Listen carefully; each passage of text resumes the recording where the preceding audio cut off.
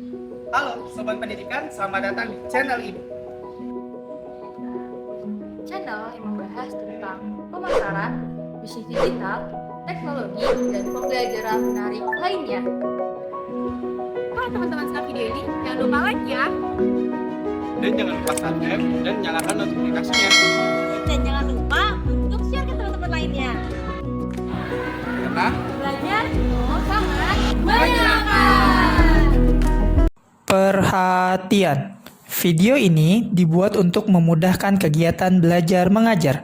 Silakan digunakan sebijak mungkin tanpa merubah atau mengganti konten video yang ada dalam video ini tanpa seizin channel ini.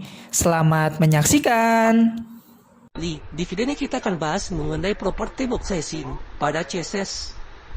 Property box sizing itu akan mempertahankan ukuran sebuah elemen atau kotak walaupun kita memberikan property padding atau border. Nah, misalnya di sini saya sudah punya div dengan nama kelas kontainer, lalu di dalamnya terdapat 3 buah div dengan nama kelas kotak 1, kotak 2, dan kotak 3. Dan semua kelas ini itu sudah saya berikan properti CSS, tepatnya lista 17 untuk kontainer ya yang membungkus ketiga kelas ini itu lebarnya 400 pixel ya, kemudian bordernya 3 pixel, lalu jenis bordernya solid, kemudian warna bordernya adalah black. Kemudian saya berikan properti margin auto supaya kontainer ini berada ke tengah secara horizontal. Dan lanjut untuk ketiga kotak ini atau ketiga kelas ini, saya menggunakan grouping selector, yaitu kotak 1 dan kelas kotak 2 dan kelas kotak 3 berikan style yang sama, yaitu lebarnya 300 pixel, kemudian background colornya yaitu lawn cream, kemudian margin 5 pixel.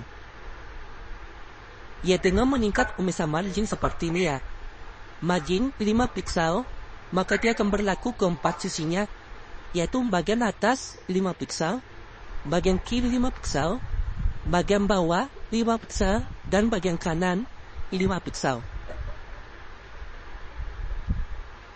Dan di sini kita bisa melihat teks atau konten yang ada di dalam kotak ini itu merapat di bagian atas ya, dan di bagian kiri pada elemen pembungkusnya.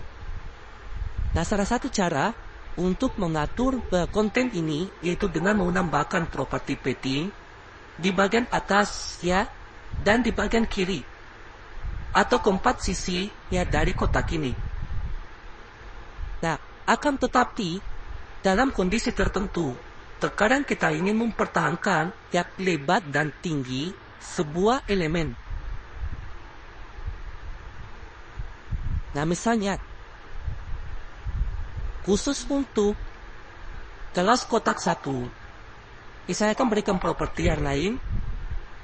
Di sini kelas kotak 1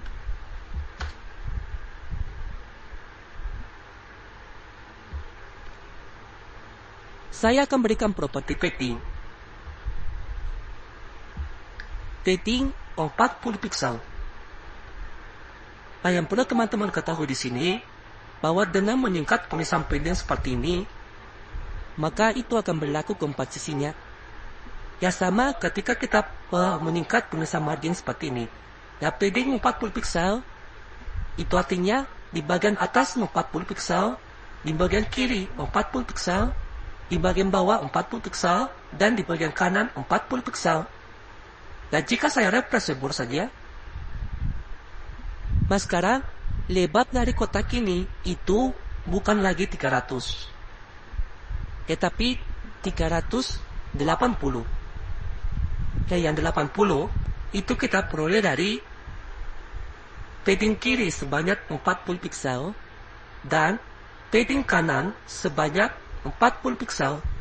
Jika dijumlahkan totalnya 80. Jadi total lebar dari kotak ini itu 380 piksel. Bukan lagi 300. Itu yang terjadi ketika kita menggunakan property padding. Nah, ini baru kita menambahkan property padding yang belum lagi border. Nah, untuk border, ini akan saya contohkan di kotak yang kedua. Kelas kotak 2 border, ini saya singkat penulisan bordernya. Untuk ukuran bordernya 5 piksel. Kemudian jenis bordernya solid. Lalu warna bordernya black.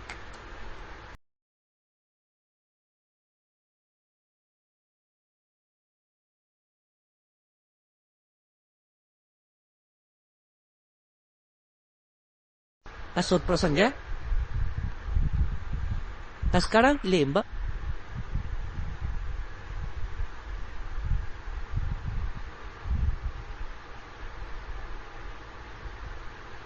Dari kotak ini, yaitu bukan lagi 300 piksel. Kita tambahkan di sini property padding untuk kotak kedua. Padding 40 piksel. Saya refresh. Nah, maka ukuran kotaknya itu akan bertambah lagi. Dan sebanyak 40 piksel dari sisi kiri dan 40 piksel dari sisi kanan. Ini totalnya sekarang. Untuk kotak ini, itu lebarnya 390 piksel. Bukan lagi 300. Atau 310. Ya, melainkan 390. Jadi pada CSS, kasus seperti ini, itu disebut dengan box model. Nah, terdapat dua properti yang mempengaruhi ukuran dari sebuah box, yaitu padding dan border. Nah, ketika menggunakan properti padding atau border, maka lebar atau tinggi elemen tersebut akan bertambah dari ukuran yang telah ditentukan.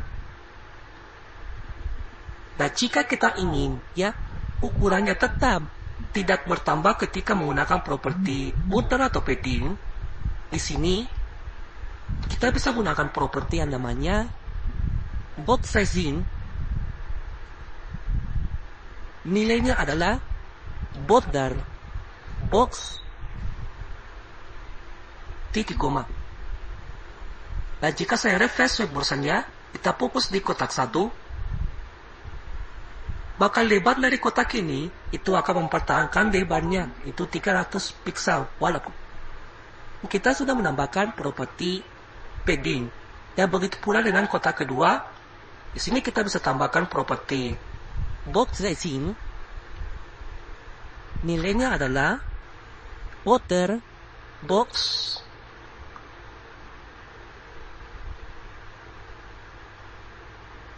koma. Saya refresh padding dan border. Atau jika kita hanya semua kotak, kita akan memberikan properti box sizing. Sebenarnya ini bisa kita lakukan seperti ini ya. Kita cukup meletakkan properti box sizing di sini. Ya, karena kita sudah punya selektor kotak 1, kotak 2, dan kotak 3. Box sizing.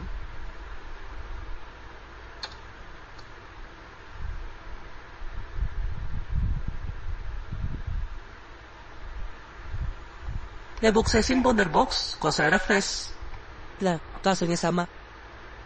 Jadi itu mengenai properti box sizing pada CSS. Ketika menggunakan properti padding atau border, maka lebar atau tinggi elemen tersebut akan bertambah. Dan sampai jumpa di video berikutnya.